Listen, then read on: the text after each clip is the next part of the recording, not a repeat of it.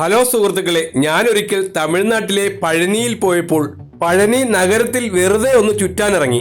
അപ്പോൾ അവിടെ കണ്ട ഒരു കാഴ്ചയാണിത്. ടൂ വീലറിൽ പോണ ഒരാൾക്ക് പോലും അവിടെ ഹെൽമറ്റ് ഇല്ല. നിങ്ങൾ അതൊന്ന് ശ്രദ്ധിച്ചേ. നമ്മുടെ കേരളത്തിലാണെങ്കിൽ എന്താണ് അവസ്ഥയല്ലേ? ഫൈനോട് ഫൈനായിരിക്കും. കണ്ടില്ലേ, ഹെൽമറ്റും ഇല്ല, മൊബൈലിൽ സംസാരിച്ചാണ് വാഹനവും ഓടിക്കുന്നത്. ഇത് കണ്ടൊന്നും കേരളക്കാരായ നമ്മൾ അനുകരിക്കരുത് കേട്ടോ. നമ്മുടെ സുരക്ഷ നമ്മളുടെ കയ്യിലാണ്.